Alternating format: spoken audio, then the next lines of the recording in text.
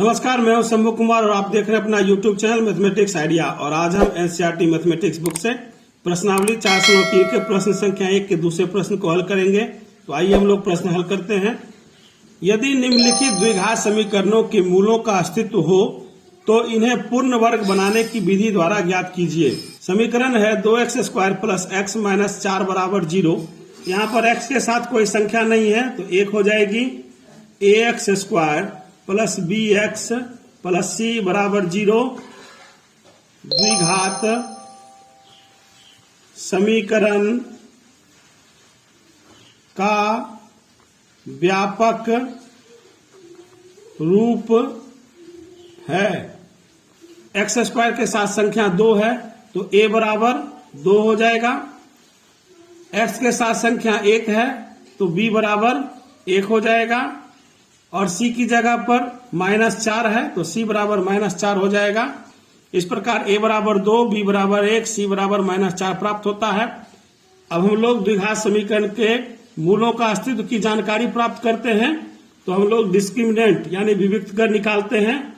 Discriminant या विविक्त कर का सूत्र होता है b² माइनस 4ac।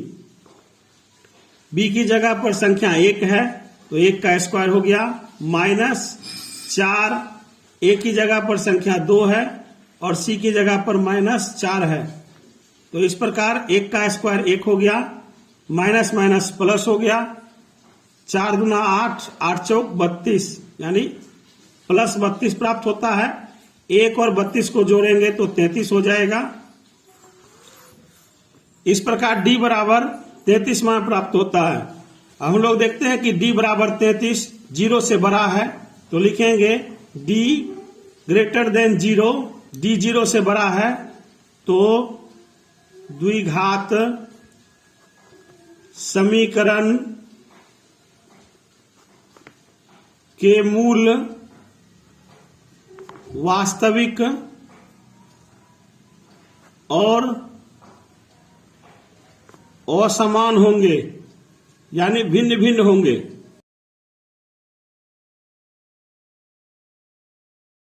तो हमें मूलों के अस्तित्व के बारे में जानकारी प्राप्त हो चुकी है। तो हम लोग पूर्ण वर्ग बनाने की विधि द्वारा द्विघात समीकरण का मूल ज्ञात करते हैं। तो समीकरण लिखते हैं 2x² प्लस x माइनस 4 बराबर 0। भाग विधि द्वारा द्विघात समीकरण का मूल ज्ञात करते हैं। तो भाग विधि के अंतर्गत हम लोग जानते हैं कि a के साथ यानी x² के साथ जो संख्या होगी उससे समीकरण में दोनों तरफ भाग दे देते हैं। तो यहाँ समीकरण में x² के साथ संख्या 2 है तो 2 से दोनों पक्षों में भाग देते हैं। तो लिखेंगे 2 से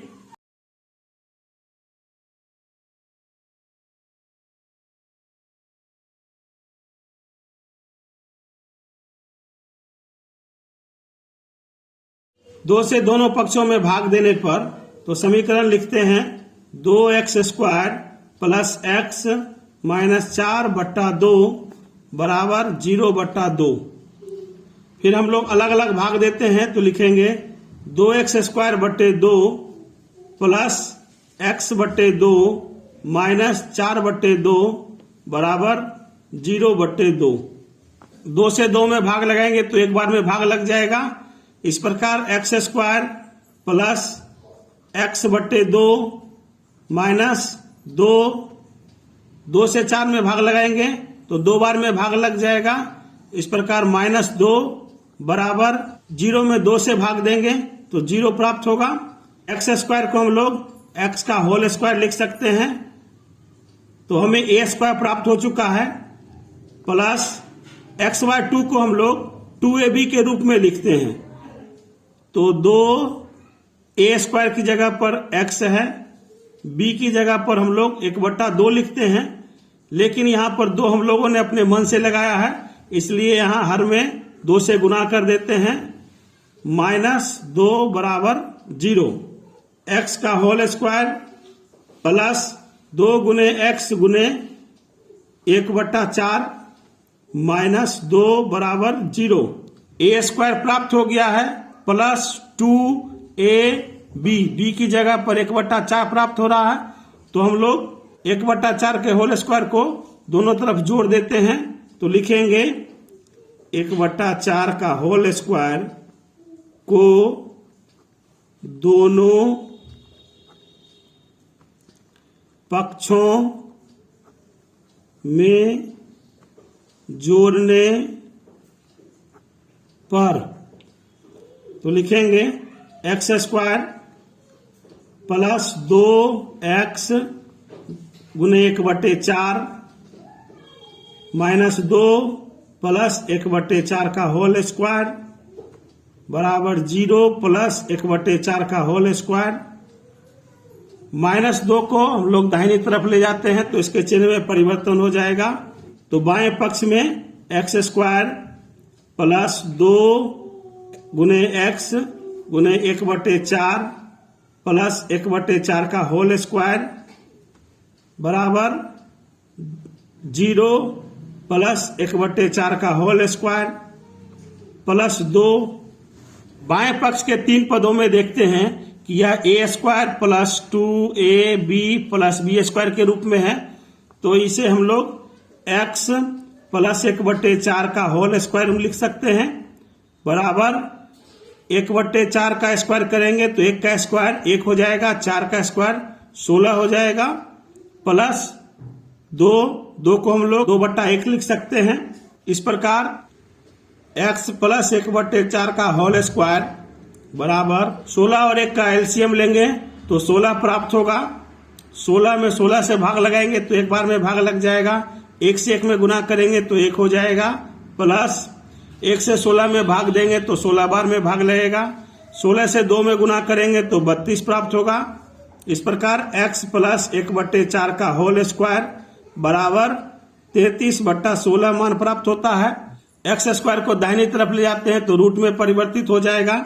इस प्रकार x प्लस 1/4 बराबर रूट अंडर 33/16 प्राप्त होता है। x प्लस 1/4 बराबर रूट अंडर 33/16 को हल करेंगे तो प्लस माइनस 33 का वर्गमूल नहीं निकलेगा तो रूट अंडर 33 हो जाएगा बट्टा 16 का वर्गमूल 4 प्राप्त होगा। इस प्रकार x प्लस 1/4 बराबर प्लस माइनस रूट अंडर 33/4 प्राप्त होता है। x प्लस 1/4 बराबर प्लस रूट अंडर 33/4। 1/4 को हम लोग दाहिनी तरफ ले जाते हैं तो इसके चिन्ह में परिवर्तन हो जाएगा। इस प्रकार x बराबर minus 1/4 plus root under 33/4। x बराबर 4 और 4 का एलसीएम लेंगे तो 4 प्राप्त होगा, 4 से 4 में भाग लगाएंगे तो एक बार में भाग लग जाएगा, 1 से -1 में गुना करेंगे तो -1 हो जाएगा प्लस 4 से 4 में भाग लगाएंगे तो एक बार में भाग लग जाएगा, 1 से रूट अंडर 33 में गुना करेंगे तो रूट अंडर 33 प्राप्त होगा। इस प्रकार द्विघात समीकरण का एक मूल -1 प्लस रूट अंडर 33/4 प्राप्त होता है। अब हम लोग x प्लस 1/4 बराबर माइनस रूट अंडर 33/4 लेते हैं। 1/4 को हम लोग दाहिनी तरफ ले जाते हैं तो उसके चिन्ह में परिवर्तन हो जाता है। इस प्रकार x बराबर minus 1/4 minus root under 33/4। x बराबर 4 और 4 का एलसीएम लेते हैं तो 4 प्राप्त होता है, 4 से 4 में भाग लगाएंगे तो एक बार में भाग लग जाएगा, 1 से -1 में गुना करते हैं तो -1 हो जाएगा, माइनस 4 से 4 में भाग लगाएंगे तो एक बार में भाग लग जाएगा, 1 से रूट अंडर 33 में गुना करेंगे तो रूट अंडर 33 हो जाएगा। इस प्रकार द्विघात समीकरण का दूसरा मूल x बराबर -1 माइनस रूट अंडर 33/4 प्राप्त होता है। इस प्रकार द्विघात समीकरण का मूल x बराबर -1 प्लस रूट अंडर 33/4 प्राप्त होता है और दूसरा मूल x बराबर -1 माइनस रूट अंडर 33/4 प्राप्त होता है। इस प्रकार द्विघात समीकरण का मूल ज्ञात हो चुका है। आशा करता हूं कि आप लोग यह प्रश्न आसानी से समझ गए होंगे। यदि आपने अभी तक चैनल को सब्सक्राइब नहीं किया है तो कृपया चैनल को सब्सक्राइब कर लें, वीडियो को लाइक करें, ज्यादा से ज्यादा शेयर करें और वीडियो के बारे में अपनी प्रतिक्रिया कमेंट बॉक्स में अवश्य दें।